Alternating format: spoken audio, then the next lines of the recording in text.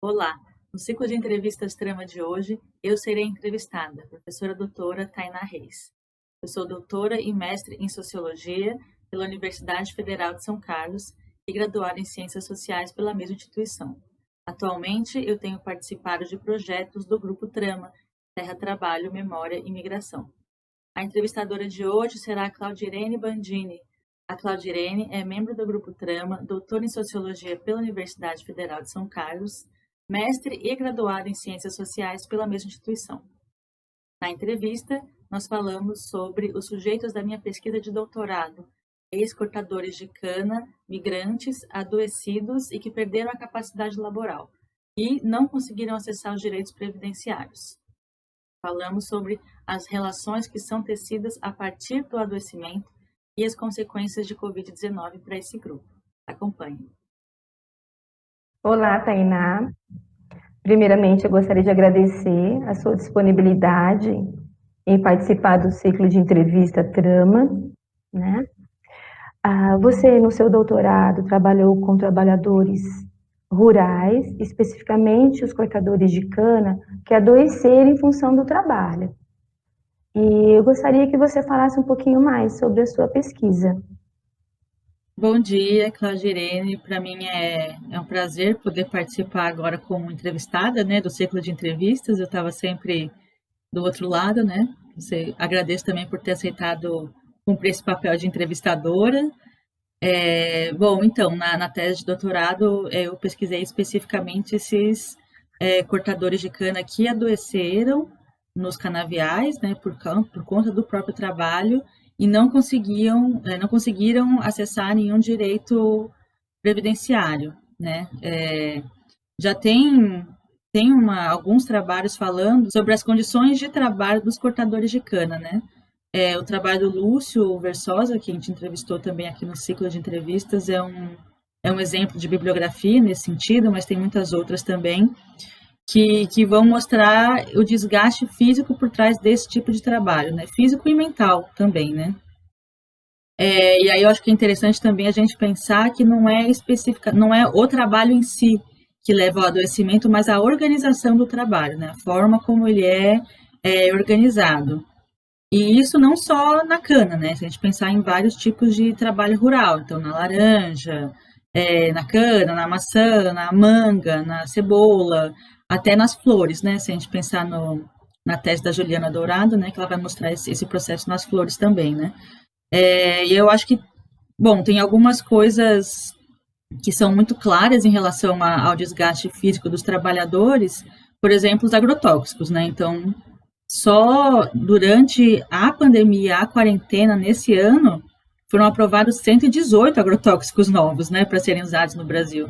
Ano passado, acho que foram aprovados 400 e pouco, 470 e tanto, sabe? Então, isso, obviamente, tem um tipo de efeito na saúde do trabalhador muito profundo. Mas, além disso, quando eu falo de organização do trabalho, acho que eu quero chamar atenção principalmente para o pagamento por produção. Todos esses trabalhadores são pagos por produção, seja por tonelada, seja por sacas, seja por caixas colhidas. E esse pagamento por produção, para o empregador isso é maravilhoso, né? Porque ele consegue a intensificação do trabalho. Agora, para o trabalhador em si, né? Pode parecer vantajoso, porque aí parece que, então ele é responsável pelo próprio ganho. Mas, na prática, o limite do seu ganho é o limite do seu corpo, né? Então, você vai forçar o máximo que você puder para conseguir ter um ganho um pouco melhor. Que é uma ilusão, né? Porque você já parte de uma base muito baixa, e aí você acha, se eu trabalhar mais, eu vou ganhar mais. Mas para ganhar esse mais, nem é tão digno assim, né? Tem a tese da Juliana Guanais que fala sobre isso, sobre a superexploração, né? Então, ela vai retomar o trabalho do Marini, do Rui Mauro Marini, falando sobre a reprodução precária, né? Então, você trabalha, mas o seu ganho não é suficiente sequer para a reprodução do próprio trabalhador. Então, enfim, voltando, né? Esse trabalho por produção leva o trabalhador, então, a forçar o corpo, e isso leva a muitos acidentes, além do adoecimento paulatino que vai acontecendo, né? Então, você tem desgaste de coluna, desgaste de articulação, questão de coração, danos que são irreparáveis para o corpo do trabalhador e que levam à perda precoce da capacidade laboral. Então, você tem pessoas de 30 anos, 40 anos que não conseguem mais trabalhar por causa desse adoecimento, né? Então, a própria condição de trabalho vai degradar a saúde do trabalhador e vai retirar dele a capacidade para o trabalho. E aí, assim, eu falei isso no caso da cana, mas isso pode ser pensado em vários tipos de trabalho. A minha pesquisa, no caso da cana, mas você pode pensar em vários tipos de trabalho rurais e, inclusive, urbanos. Pensar esse processo todo, né? E isso eu estou falando do adoecimento físico, eu não estou nem tocando no adoecimento psíquico, que também é muito frequente, e mesmo desenvolvimento de adicção, né, que vai acontecer no decorrer de várias safras, por exemplo, né? Então, lembrando que esse trabalho rural acontece por safras, né? Então, o trabalhador fica nesse constante ir e vir, né? Começou a safra, ele vai para o lugar. Aí trabalha lá, acabou a safra, ele volta, ou às vezes ele volta, vai para outra produção, e fica nesse ir e vir, nesse movimento contínuo, né? Constante. Agora, tudo isso que eu falei até agora, na verdade, não é a minha pesquisa em si, né? Essa é a base sobre a qual a minha pesquisa se desenvolveu. Então, eu não falei especificamente sobre o processo que leva ao desgaste. O que eu foquei é no depois, né? O que acontece depois desse desgaste, né? Dessa migração para esse tipo de trabalho. Fazendo um parênteses aqui para falar um pouco sobre esse tema da migração. Essa é uma migração que acontece, então, o que leva um trabalhador, uma pessoa, a sair da sua região para ir procurar trabalho, um trabalho que é superexplorado, um trabalho que é difícil, em outras regiões, né? Longe da família, longe de todo mundo, né? Esses trabalhadores, se eles não têm na trajetória pessoal direta, assim, eles têm na trajetória familiar, essa característica da pequena produção. Então, muitos deles são camponeses ou ex-camponeses que foram expropriados. Então, esse processo de expropriação faz parte desse tipo de imigração também, né? Então, porque eles perderam a terra ou porque eles não conseguem viver da própria terra, eles acabam se assalariando aonde contrato, né? Então, eles vão se dirigir ao trabalho no lugar que compra a força de trabalho deles, né? Mas, enfim, fecha parênteses, voltando, né? Então, você tem essa migração para esse tipo de trabalho, de superexploração, que sobrecarrega o corpo e leva ao adoecimento, e aí o trabalhador é descartado. Então, ele perde a capacidade laboral, não consegue mais atingir os índices de produtividade que precisa atingir, e aí ele não é mais recontratado, ele é descartado. Então, alguns voltam para a região de origem.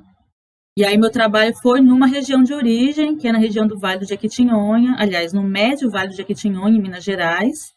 Inclusive, a professora Maria Aparecida Moraes Silva, ela tem o livro Errante do Fim do Século, que vai falar justamente sobre esse processo de expropriação do campesinato naquela região. E aí, essa conversão desse campesinato em força de trabalho, né? No caso, para o corte de cana no estado de São Paulo, naquele período.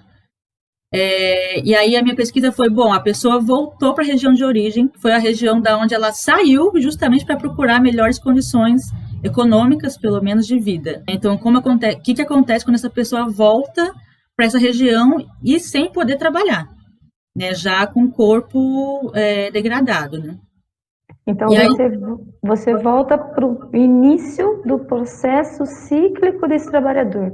Exatamente. Quando ele volta já na função de descartado, já vulnerável e desprotegido. Exatamente. Esse é o seu sujeito. Exatamente. Só que aí a gente tem uma diferença desse processo quando acontecem com trabalhadoras mulheres e trabalhadores homens. Então, quando um homem volta adoecido, ele vai geralmente encontrar a esposa, a mãe, a filha, a irmã, alguma mulher que vai ter ficado na região de origem, vai receber esse homem e vai ser responsável pelo cuidado com ele. E aí você cria um tipo de sobrecarga para as mulheres, né? Porque elas são sempre identificadas com essa coisa de a mulher é quem cuida, a mulher é responsável pelo cuidado, né? Então, essas mulheres que já ficavam sozinhas uma boa parte do ano, porque estava sempre migrando esse homem.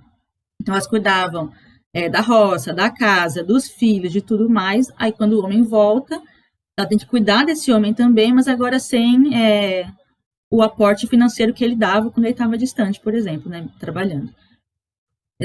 Então você tem, por exemplo, tem a história de uma entrevistada minha, que o marido dela adoeceu. Ele teve um problema de coluna super sério, ele não consegue abaixar para pegar um balde de água, ele vive com dor o tempo inteiro, tem que tomar injeção para dor, enfim. Bem complicado. A própria filha dele, a filha deles, né, que na época era pequenininha, falava: mãe, mas o papai não consegue me carregar no colo, o papai não consegue brincar comigo, porque o corpo já tá assim, ele não consegue fazer muitos movimentos, né, por causa do problema de coluna. E aí ela dizia assim que antes, quando ele trabalhava, ele voltava e eles cuidavam da roça juntos, eles moram em área rural, né, em comunidade rural, e ele ajudava, era tudo eles dois juntos. Mas agora, como ele voltou desse jeito, é só ela. E isso dificulta bastante uma série de coisas, né? Até para ela também conseguir a subsistência da família numa nova condição, né? Agora, isso é quando os homens voltam. Agora, quando são as mulheres que voltam adoecidas, é uma outra situação, né? Porque você dificilmente vai encontrar uma história, uma trajetória de um casal que o homem está cuidando da mulher adoecida. Não quero dizer que isso não exista, mas eu não encontrei. Eu encontrei o contrário, muitas mulheres que foram abandonadas pelos companheiros e que vivem na base da automedicação para conseguir desempenhar alguma outra atividade. Então, por exemplo, tem uma entrevistada minha, ela cortava a cana, ela desenvolveu um problema nos ossos muito, muito sério. Ela tinha 33 anos, 35 anos, por aí, bem jovem. E aí ela trabalha como cuidadora de idosos. Só que ela sente dor todos os dias, o dia inteiro, então ela vive à base de automedicação, né? Então você tem essa diferença em relação à vivência desse processo de volta também desses adoecidos, né? E como que essas relações de gênero vão se reorganizar nesse novo contexto, né? Mas eu acho que o que eu queria falar mais não era nem tanto sobre as relações de gênero, mas mais sobre a relação que passa a ser tecida com o Estado. Isso. Então, assim, esses trabalhadores, bom, primeiro que muitos moram em áreas rurais, em zonas rurais, que estão muito distantes do centro urbano da cidade, e tem difícil acesso, não tem ônibus, para chegar é difícil, né? E isso dificulta o acesso a vários serviços urbanos, inclusive de saúde. Mas, bom, vamos pensar assim, o trabalhador adoeceu, aí ele volta para a região de origem. Então, ele chega adoecido, ele precisa fazer o quê? Ele vai procurar o INSS. Mas, assim, isso, primeiro, se ele souber que ele tem que procurar o INSS. Porque acontece muito deles voltarem e não saberem que tem esse tipo de direito, né? Vamos voltar só um pouquinho, só para eu poder acompanhar você. Tá. Quando ele sai desse trabalho, acabou a safra, ele não tem mais condição de seguir a safra seguinte. Ele percebeu que ele não tem mais saúde, né? Ele sai desse lugar já sem orientação? Sim, e na verdade, assim, é muito diverso, né? Na verdade, tem cortador de cana que no meio da safra já é mandado embora, porque ele não consegue atingir a produtividade. Tem trabalhador que adoece e aí pega a licença durante a safra e aí quando volta a licença é mandado embora. Aí tem o que consegue finalizar a safra, mas ele não é recontratado na safra seguinte. Em qualquer uma das situações, eles não têm orientação. Ele já é descartado. Ele já é descartado e não, assim, muita usina que retém carteira de trabalho, usina que não paga os direitos ou paga alguma rescisãozinha, mas, enfim, é muito diverso, na verdade, isso. Mas quando eles voltam para a região de origem, eles nem sempre têm essa instrução de que eles têm um direito previdenciário, a qual se pode recorrer, né? Sim. Então, o que acontece? Já o que eu percebi, em alguns casos, eles demoram tanto tempo para procurar o INSS que aí eles perdem a qualidade de segurado. Então, depois de um tempo que finaliza o contrato de trabalho, você tem um ano só, 12, pelo menos era a regra na época, né? 12 meses para recorrer ao INSS. Se passou esse tempo, passou, você não é mais segurado do INSS, então você não tem mais nenhum direito previdenciário. Isso acontece. Agora, vamos supor que a pessoa, então, tem o direito previdenciário, está em tempo de invalidade de segurado. Aí ele vai procurar o INSS. Aí ele precisa de algumas coisas. Uma é a carteira de trabalho para provar que ele estava trabalhando. Algumas empresas retêm a carteira de trabalho. Então já tem mais uma dificuldade, porque ele não tem sequer a comprovação de que ele trabalhou, né? Aí a outra coisa é, bom, tudo bem, tem a carteira de trabalho, agora a gente tem que comprovar o seu adoecimento. Como? Tem que fazer exames, passar no médico e ter um laudo. Só que aí, assim, você tem que conseguir acessar o SUS com um especialista e fazer os exames. Isso é uma morosidade gigantesca.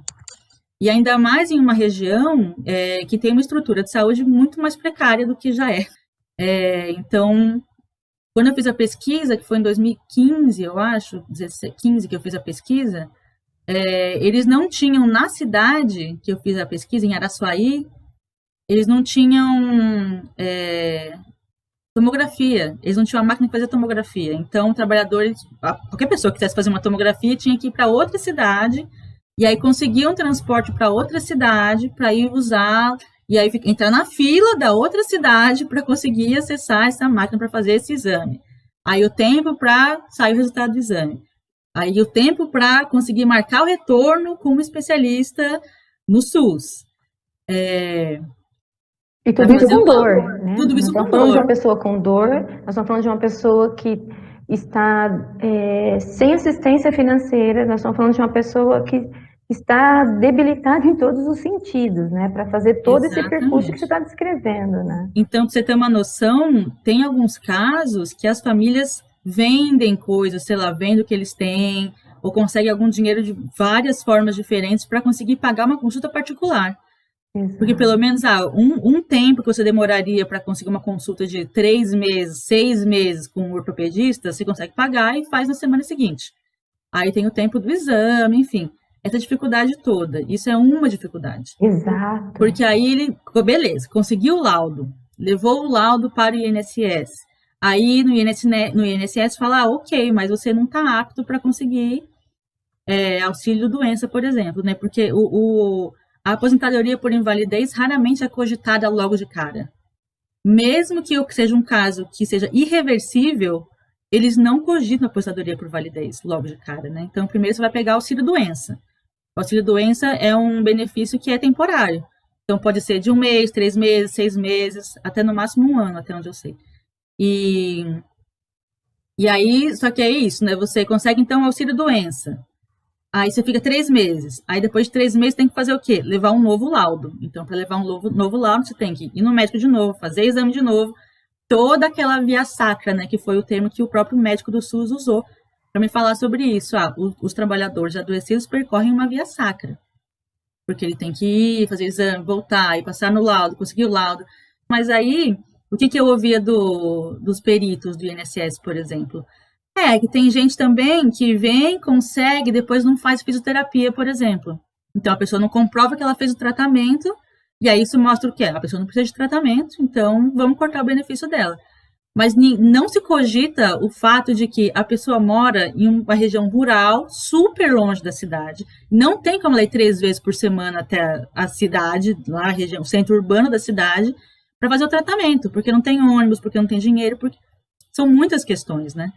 Então, tem uma própria estrutura do Estado que nega algumas coisas, né? Como a dificuldade do acesso à saúde e tudo mais. E aí, além disso, nesses casos dos trabalhadores que não conseguem, que são ou tem um laudo negado, ou que já perdeu a qualidade de segurado, eles são direcionados, às vezes, pelos assistentes sociais para procurar outros auxílios que não previdenciários, né? Um exemplo disso é o BPC, Benefício de Prestação Continuada. O BPC, ele é um auxílio assistencial, não é previdenciário, apesar dele ser gerido pelo próprio INSS, né? Mas ele é assistencial e ele é não contributivo. Então, se você não conseguir comprovar sua contribuição em carteira com o INSS, você pode recorrer ainda assim ao BPC. Mas o BPC, ele é uma política feita especificamente para pessoas acima de 65 anos e deficientes físicos. Então, para um trabalhador que adoeceu por causa do trabalho conseguir o BPC, ele precisa provar que ele é um deficiente físico. E aí, só de fazer isso além de ser uma violência simbólica gigantesca, né, também é um apagamento de toda uma trajetória que construiu aquele adoecimento. Então, você não é mais um trabalhador que foi degradado pelo próprio trabalho e que tem direitos. Você é agora um deficiente que precisa de assistência. Então, você muda, né, essa categorização do trabalhor e, enfim. E só que aí também, para conseguir o BPC, você precisa ir no médico, conseguir o laudo, fazer o exame, volta via sacra, né? E aí o próprio INSS tem um sistema de pontuação, né? Então, você é isso. Aí eles vão pontuando para ver se você é apto ou não a receber aquele tipo de benefício, né? Tanto do BPC quanto o auxílio-doença. Então, se você tiver um pontinho a menos, você não é apto. Então, não importa, não é uma análise de caso a caso, é uma análise fria baseada em como chama aquilo, gente? Em um prontuário. Pode ser isso. Como também se fosse possível, né, essa objetividade toda, né? Exatamente. E nós estamos falando, Tainá, de que idade nós estamos falando aí, desses seus sujeitos com quem você pesquisou, esses trabalhadores, que idade nós estamos falando? A faixa etária desses com quem você pesquisou? Olha, a gente vai aí desde os 20 e poucos, 30 anos até 50. Exato. 50. E isso então, influencia, não é? Essa idade na hora de julgar, de classificar, né? Com certeza, porque eu ouvi assim, você não vai dar uma aposentadoria por invalidez para um cara de 30 anos. Exato. Mas o cara não tem como trabalhar, né? E aí o INSS, o que eu ouvi foi isso, a gente sempre trabalha na via da reabilitação profissional. Aí eu pensei, bom, o cara saiu da região dele porque não tem opção de trabalho para ele ali. Por isso que ele migrou para esse tipo de trabalho que superexplore, que adoece, que degrada e tudo mais. Aí você vai trabalhar numa via de reabilitação profissional como, entende? Então, eu tenho muito pensado sobre essa coisa de forma e conteúdo, né? Acho que o INSS, ele atua numa forma, né? Não, a gente vai reabilitar profissionalmente, não, a gente vai julgar de uma forma fria e objetiva os casos para evitar fraude, mas aí você não pega esses aspectos sensíveis do processo, né? Então, muita gente que precisa fica de fora. E aí o que você tem na cidade é muito caso de Bolsa Família, né? E é isso, os direitos previdenciários não são tão acessados, né? Tem muito mais previdência rural, de produtor, ou por idade. Então, às vezes, tem uma pessoa de idade na família e ela sustenta a família inteira com a apostadoria rural dela. Né? E como é o cotidiano desses trabalhadores, Tainá? Sem essa assistência toda, sem essa segurança toda, como que é o cotidiano deles? Que vida eles têm no dia a dia? Olha, é muito complicado. Então, por exemplo, esse caso da entrevistada que eu te falei, né, que falou que o marido chegou adoecido e que a filha não fala que não consegue, o pai não consegue pegar no colo e tudo mais, né? Ela está trabalhando também como cuidadora. Eles moram numa comunidade rural a 30 quilômetros da cidade. Não passa ônibus, enfim, super complicado. Inclusive, quando eu fui entrevistá-la na casa dela, o marido tinha ido até o hospital para tomar uma injeção para dor. Acontece que ele não tinha conseguido pegar nenhum tipo de transporte, né? Porque tem um ônibus particular, não da cidade, não municipal, um particular que passa a 1 hora da casa deles andando. Então, eles têm que andar 1 hora até o lugar para pegar esse ônibus e conseguir ir para a cidade. Só que, às vezes, o ônibus não passa, porque é um ônibus particular. Então, não tem nenhum tipo de compromisso, obrigação, né? Obrigação. E aí ele não conseguiu pegar o ônibus, então ele teve que ir andando até a cidade. Então, eu falei, mas quanto tempo é lá? Umas 4, 5 horas andando até a cidade para ir tomar uma injeção para dor. Com dor. Como é que você anda 4, 5 horas com dor? Exatamente. E aí, quando eu fui entrevistar ela, então estava só ela em casa e ela apontou que ela sai de manhã, ela vai cuidar de um idoso, aí ela volta, tem que pegar a lenha, tem que dar banho nas crianças, não tem tanta... A água não é encanada, né? Então, é água de cisterna, e para não gastar essa água de cisterna, porque quase nunca chove lá, também tem esse detalhe da convivência com a seca, né? eles vão tomar banho e lavar roupa, fazer algumas coisas no rio. Então tem que chegar e levar a criança para tomar banho no rio, voltar do rio. E eles fazem o quê? Os homens fazem o quê? Eles ficam parados lá durante o dia. E, e ela contou, não só ela como outras também contaram, dessa situação de que às vezes o homem quer fazer alguma coisa. Então ele quer ajudar a cortar a lenha, ele quer ajudar a colher alguma coisa, um milho. Só que aí esse homem trava da coluna. Então ela falou que várias vezes ela tem que brigar com ele para ele não fazer. Porque ela falou, se você travar aqui, como você vai para o hospital? Como é que eu vou te levar? Não tem transporte, eles não têm carro, eles não têm moto, não tem nada, né? Então, isso é uma outra questão também, essa subjetividade desses trabalhadores, essa convivência com essa impossibilidade de fazer coisas cotidianas, né? Coisas cotidianas. E a convivência com a dor diária, de não conseguir dormir direito, aí passa pomada, passa creme, a mulher faz massagem nele. Então é muito, muito complicado. E são jovens, né? Eles são jovens. E isso se a gente pensar no adoecimento físico especificamente, mas, por exemplo, eu entrevistei um rapaz, tentei entrevistar um rapaz que tinha 22 anos de idade na época e estava com esquizofrenia. E aí eu estava no CRAS, não, no CRAS não, no CAPS, e aí eu falei com a psicóloga e ela falou assim, tem um cortador de cana aqui, você pode falar com ele. E aí ele entrou, eu lembro da imagem dele entrando na sala, super jovem, mas a gente não conseguiu nem conversar direito porque ele estava muito medicado, muito. Tá. E aí o que ele conseguia falar, no fim quem conduziu a entrevista foi a psicóloga mesmo, né? Não fui eu. Mas aí eu falei com ela, mas esquizofrenia não é uma coisa que você já tem? Como é que ele pode ter? O que isso tem a ver com o trabalho, né? Ela, então, você pode nascer com a predisposição a desenvolver e nunca desenvolver. Você pode ter uma situação gatilho e isso te levar a desenvolver, a manifestar a esquizofrenia. No caso dele, o gatilho foi o trabalho no corte de cana. Ele foi em uma safra. E aí o pessoal fala, ele ficou doido no canavial. Então ele adoeceu lá, voltou, e é isso. Ele tinha 22 anos de idade. Agora deve estar com 27, né? Já faz uns 5 anos. E aí tem casos de depressão dos homens, e aí como o alcoolismo aparece nisso, muito forte. Mas enfim, isso aí é uma outra questão, porque dá para falar sobre isso, mas bastante. Tainá, e nesse contexto que a gente está vivendo de pandemia do Covid-19, como é que fica esse grupo, Tainá? O que você fala para a gente? Então, eu conversei com algumas pessoas de lá, né? A cidade de Araçuaí, que foi onde eu fiz mais a pesquisa, mas eu fiz na região do Médio Vale ali, até um pouco do Alto Vale, então eu rodei algumas cidades ali. Eu sei que os casos não estão... Você não tem muitos casos comprovados, apesar da gente saber que tem esse constante ir e vir de BH, por exemplo, né? Que é uma cidade que tem muitos casos, muitas mortes também. Então não tem tantos casos, né? Se a gente pensar só pelos números.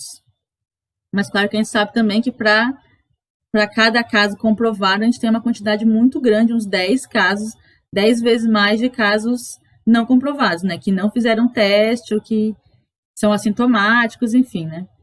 Mas eu acho que a questão principal lá é o acesso a serviço de saúde, né? Claro que se alguém adoecer de verdade ali, não vai conseguir, enfim, acessar o grande respirador ou grandes tratamentos nesse sentido, sabe?